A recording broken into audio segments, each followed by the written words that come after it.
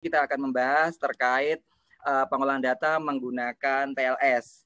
Nah, bagi rekan-rekan mahasiswa yang sudah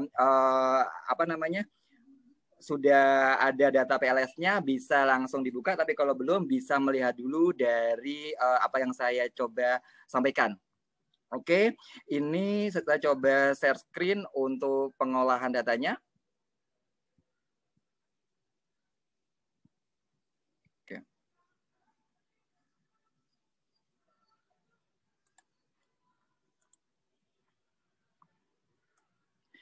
Sudah muncul untuk PLS-nya? Muncul, Pak. Sudah, Pak.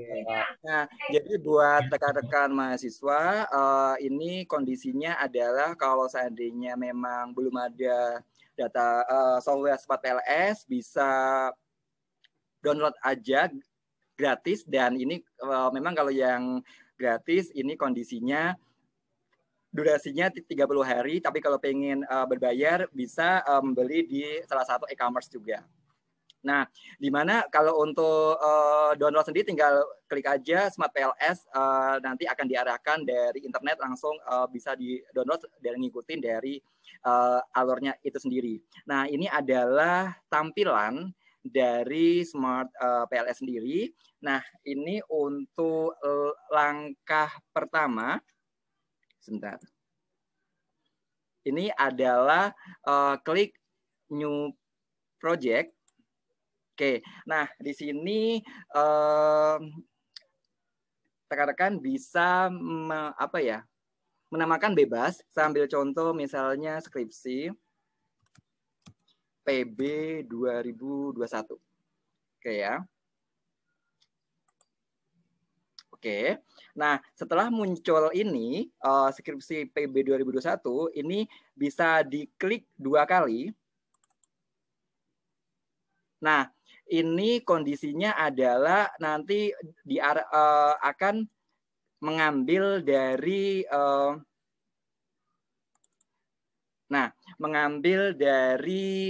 data kuesioner yang sudah ada. Perlu dipastikan juga bahwa untuk data ini dipastikan sudah ekstensinya adalah CSV, karena CSV ini adalah yang bisa dibaca dari PLS itu sendiri. Karena kalau sudah disimpan dengan menggunakan CSV, ini bisa diklik, terus nanti di open.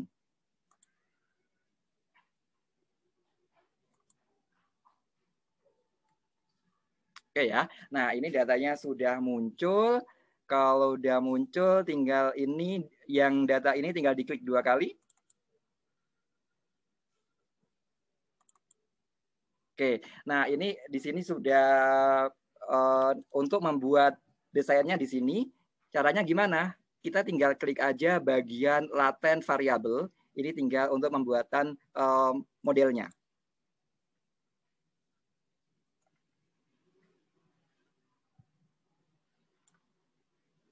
Oke.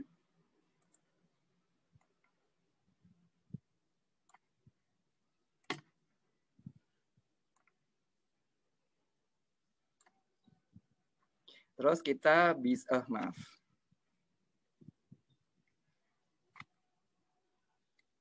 Kita klik bagian select untuk memudahkan.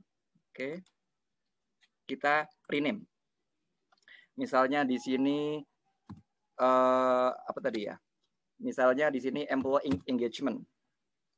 EE. Oke.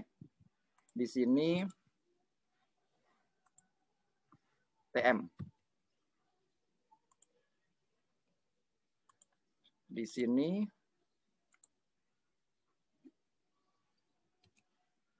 TR.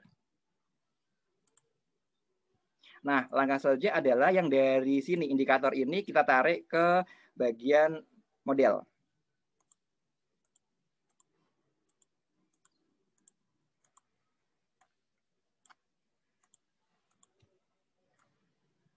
Pastikan ini posisi di tengah-tengah untuk memudahkan. Oke. Oh ya, mohon maaf, ini belum saya konekkan. Lupa.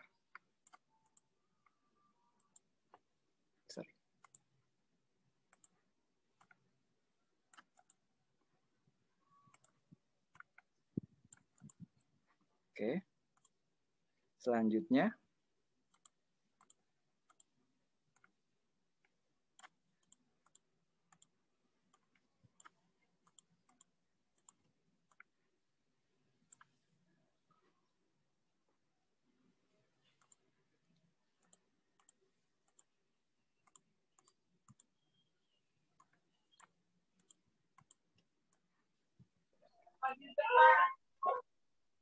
Oke, nah kalau ini kondisinya memang belum rapi, solusinya adalah kita klik bagian select, terus kita klik bagian ini, oke, modelnya. Nah, kita bisa pilih di yang sesuai biar rapi.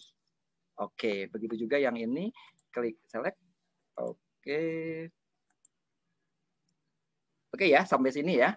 Saya kira ini masih relatif mudah. Nah, solusinya buat rekan-rekan semua, ini langkah pertama dalam untuk running PLS ini cukup dua cara. Yang pertama ini adalah dengan PLS algorithm dan yang kedua adalah bootstrapping. Ini cuma dua cara ini aja, walaupun nanti ada turunannya.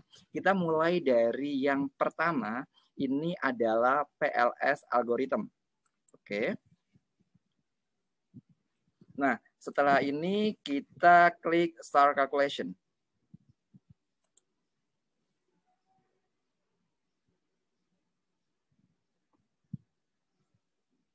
Nah, triknya adalah buat rekan-rekan semuanya, sebentar. Untuk memudahkan, kalau saya dulu sebagai mahasiswa, ini agar kan kondisinya pasti nanti akan ada yang dieliminasi biasanya, karena autoloadingnya di bawah standar. Nah, caranya gimana? Langkah pertama di sini adalah export to Excel. Jadi kita sudah punya data murninya dulu sebelum diotak-atik lah, sebelum diolah. Kita export to Excel dulu. Agar apa? Agar kita punya data murninya dulu, data sebelum dieliminasi. Oke, kita klik Start Calculation. Oke. Misalnya, nah ini kita bebas boleh, materi bimbingan oke. Oke ya. Diklik aja, boleh lah. Oke. Nah, kita udah punya ini, karena apa? Nanti kan dalam pembuatan skripsi, kan ada data autoloading yang sebelum dieliminasi. Jadi biar kalian nggak dua kali kerja, caranya seperti itu. Untuk memudahkan, oh ini data yang sebelum dieliminasi, sama nanti data yang setelah dieliminasi. Itu triknya ya, seperti itu. Jadi kita sudah mendownload terlebih dahulu. Oke, karena udah di-download, kita ngeliat dulu nih. Oke, sebentar. Nah, oke ya, ini data yang kondisinya sebentar.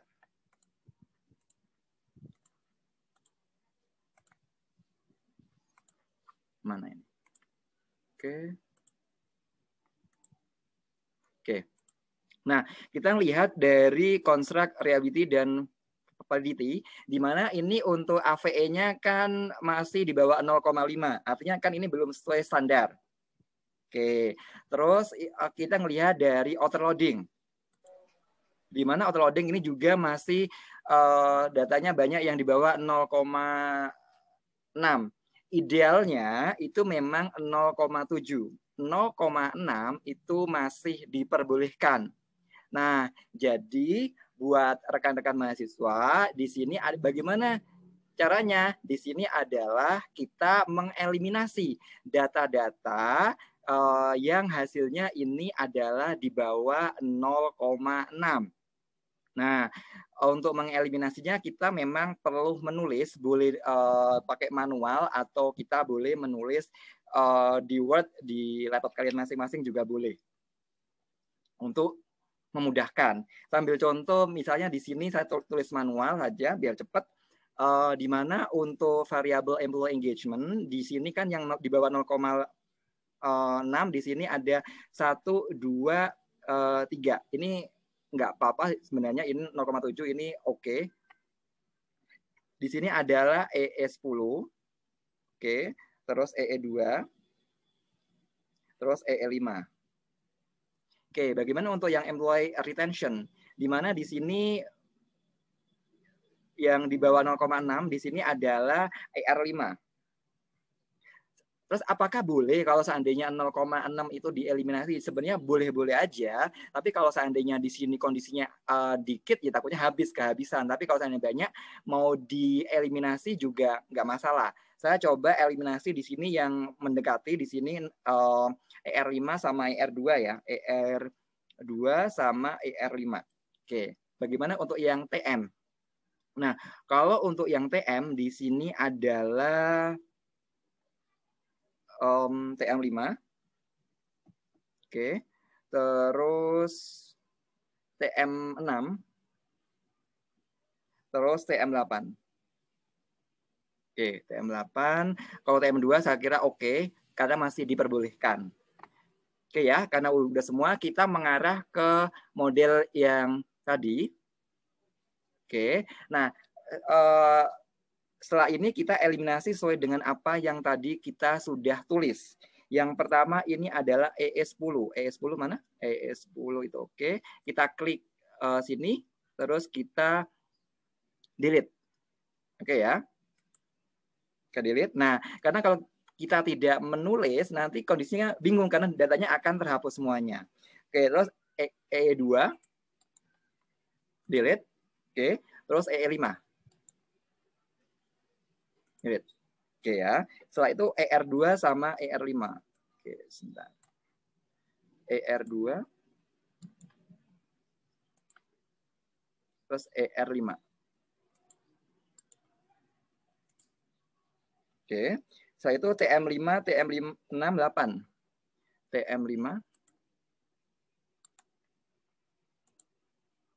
TM6, TM8. Oke ya. Nah, setelah kita melakukan eliminasi, langkah selanjutnya adalah kita melakukan running lagi PLS algorithm. Kita lihat apakah datanya sudah sesuai apa belum. Karena terkadang ada perubahan data yang mana memang perlu kita eliminasi kembali. Oke, setelah itu kita cek autoloading-nya. Oh, ternyata masih ada nih. Yang merah satu ER6 ya. ER6 is okay, nggak apa-apa, kita eliminasi lagi. Yang ER7 saya kira aman, tapi kalau mau dieliminasi juga boleh juga. Mau sekalian boleh, saya coba ER7 ya, biar ideal. Kita coba lihat yang oke, AVE-nya sudah oke ini ya. Oke, ER6 sama ER7 ya. Oke, kita balik lagi ke model awal, ER6 sama ER7. Oke, sama ER7. Oke, setelah itu kita calculate lagi. Start calculation.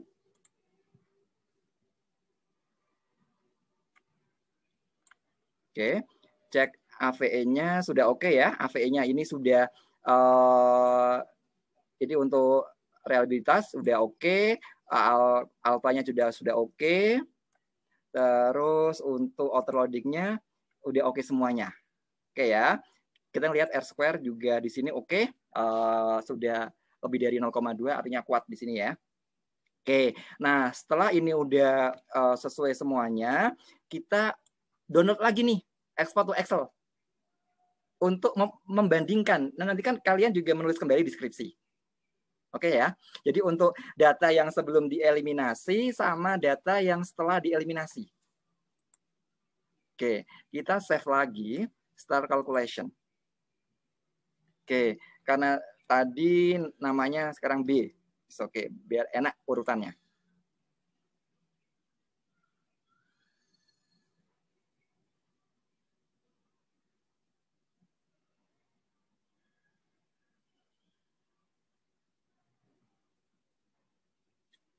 Oke, di kalian di layar tampilannya Excel atau PLS ya? PLS, Pak. PLS. Saya coba sebentar. Oke, saya coba ke yang Excel B ini. Oke. Nah, ini adalah hasil Excel-nya. Jadi kalau untuk pembahasan, di mana di sini kan untuk uji validitas, di sini kita bisa melihat dari autoloading. Mana sih? klik show aja. Nah, ini kan kita bisa ngelihat nih data ini yang setelah dieliminasi. Kalau yang tadi kan yang awal yang sebelum eliminasi. Nah, ini untuk memudahkan compare. Kan kalau kayak gini tinggal di kopas-kopas, kalian mudah, nggak perlu manual-manual lagi. Caranya seperti ini, ya. Jadi ini cara yang mudah sebagai mahasiswa dalam menulis pembahasan di bab 4. Oke ya, ini untuk yang pertama, ini adalah autoloading, terus selanjutnya juga, oke. Nah, selanjutnya juga di sini adalah membahas masalah diskriminan validity. Ya, oke. Nah, ini juga perlu untuk cross-loading. Ini juga perlu. Jadi kalau yang ini kan kondisinya datanya ini ini udah oke. Kalau datanya ini lebih besar dari, saya coba. Home mana? Oke, begitu juga untuk ini. Oke.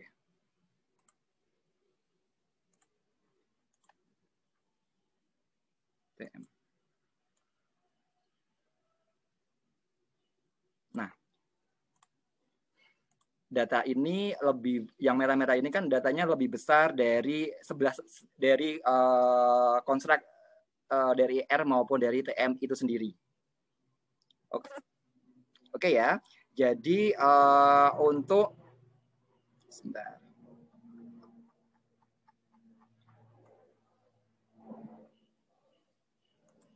Untuk dari uji validitas ini adalah kita lihat dari outer model, AVE maupun dari cross loading itu sendiri.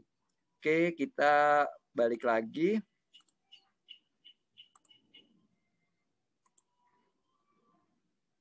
Oke, sebentar.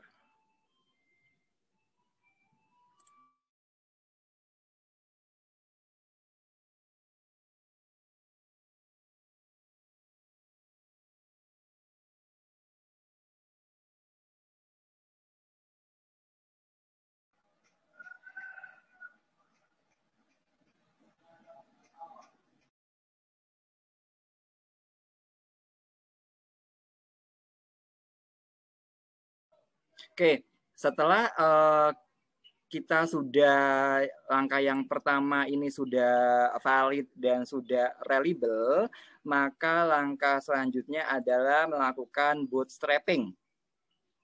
Oke ya, tapi pastikan kalau yang mau ke bootstrapping ini kondisinya sudah valid dan reliable semua. Oke ya, dipastikan tadi AVE-nya sudah, outer loading-nya sudah, R-square-nya juga sudah. Oke ya, cross loading-nya juga sudah. Selanjutnya adalah di sini bootstrapping. Oke, kita coba langsung start calculation.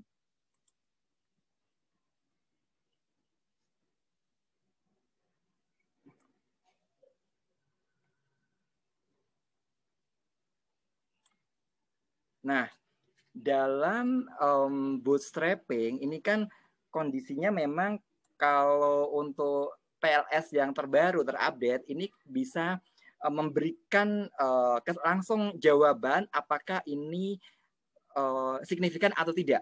Kita bisa melihat dari hasil P value itu sendiri. Kalau ini kondisinya merah lah, ini kan langsung ada warna merah. Ini berarti kondisinya adalah dia dari variabel dari konstruk TM ke employee retention ini kondisinya adalah tidak signifikan. Kita bisa melihat dari hasil P value itu sendiri.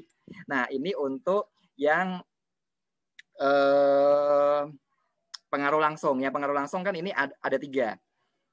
Ada dari employee engagement ke employee retention, talent management ke employee engagement, talent management ke employee retention. Nah, selanjutnya kalau untuk yang mediasi, ini kita bisa melihat dari specific indirect effect. Nah, ini dari, sebentar.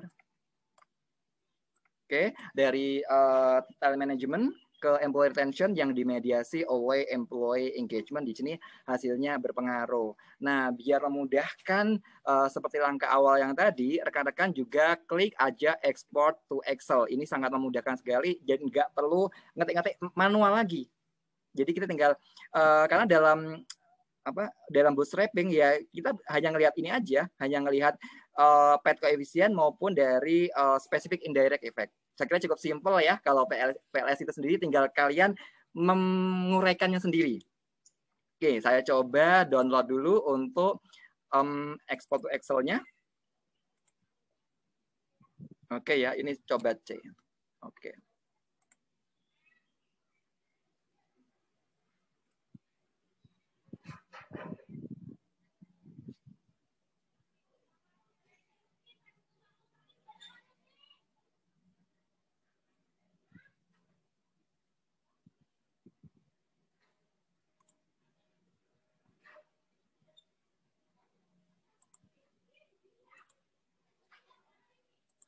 Di layar kalian muncul Excel? Oke ya. Muncul, Pak. Oke, nah, diklik aja bagian path coefficient yang show. Nah, kan ini tinggal dikopas aja ke Word. Ini kan simple. Jadi kalian nggak perlu nulis manual lagi. Nah, ini yang dari TM ke R ternyata ini tidak signifikan. Nah, jadi begitu juga untuk satu lagi yang indirect. Mana indirect? Nah, ini cuma ini aja. Simple kan sebenarnya. Mohon maaf. Ini. Ini. Oke. Nah, jadi perlu rekan-rekan ketahui juga bahwa sebentar.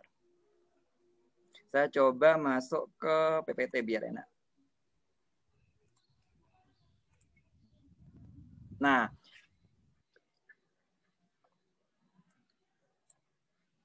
inti dalam pembahasan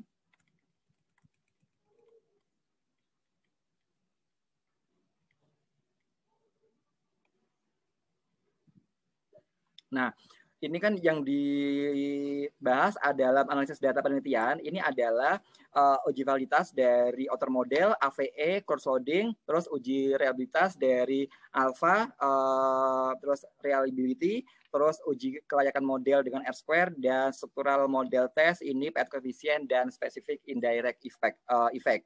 Nah, satu lagi yang poin penting adalah terkait, pembahasan. Kalau sudah ke poin pembahasan, sudah tidak membahas angka-angka lagi.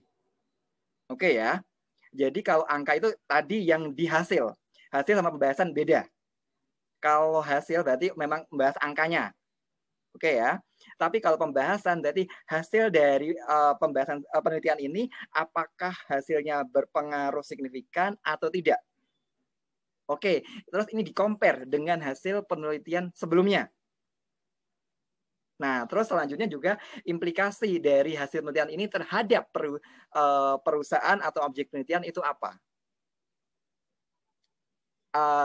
Dihubungkan, dikaitkan dari penelitian ini dengan yang ada di manajerial, seperti apa? Poinnya adalah sekali lagi, hasil sama pembahasan beda ya. Kalau hasil membahas angka-angka, kalau pembahasan ini sudah tidak lagi membahas angka-angka, tapi membahas narasinya. Poinnya adalah hasil dari penelitian saat ini, hasil penelitian sebelumnya, maupun implikasi dari hasil penelitian. Kalau sudah pembahasan, terus kesimpulan dan saran, terus daftar pusaka menggunakan Mendeley, selesai. Saya kira dalam pembuatan tugas akhir atau skripsi untuk S1 ya cukup simpel saya kira, selama kalian tahu strateginya, tahu bagaimana dalam mengelola ya, intinya memang harus sugesti atau pemikiran kita jangan terlalu dibikin sepaneng. Kuncinya itu sih, kalau kita tahu strateginya sebenarnya simple. Sekali lagi pokoknya kita yakin bahwa kita sebenarnya bisa dan mampu. Jangan langsung bikin down. Kalau udah down ya pasti akan pasti akan kondisinya akan lama dan akan malah sesuai dengan ya dalam pikiran kita sendiri. Oke, itu dari saya untuk pembahasan olah data ini. Mudah-mudahan rekan-rekan mahasiswa cepat bisa lah, saya kira nanti bisa mereview lagi dari video ini. Saya kira seminggu 2 minggu bisa selesai ya, nanti bisa dikumpulkan untuk minggu depan hasilnya setelah dari kemarin melakukan penyebaran kuesioner. Saya kira cukup simpel ya menggunakan PLS ini. Oke, untuk ini ada yang mau ditanyakan sampai sini? Pak, izin bertanya, Pak. Boleh, Mbak Dita. Untuk case di penelitian saya kan nggak ada yang dieliminasi, Pak, yang di data PLS-nya. Kemarin kan Bapak bilangnya itu kalau yang merah tapi angkanya 6 tuh kan masih bisa ya, Pak. Jadi sama sekali nggak saya eliminasi, gimana, Pak? Oke, sebenarnya itu nggak masalah karena memang ada beberapa dari beberapa rujukan itu dari HAIR itu juga mengatakan bahwa memang idealnya itu adalah 0,7 idealnya. Tapi 0,6 itu masih dalam batas toleransi. Kalau seandainya Mbak Dita mau mengeliminasi itu juga nggak salah. Tapi kalau nggak mengeliminasi pun itu nggak masalah juga. Jadi dikembalikan lagi ke autornya atau ke si penelitinya. Kalau seandainya mau mengeliminasi monggo, tapi kalau enggak juga nggak masalah. Itu memang dieliminasi kalau memang data untuk overloadingnya itu adalah di bawah 0,6. Oh ya. Oke. Baik, Pak. Jelas, Pak. Oke. Yang lain?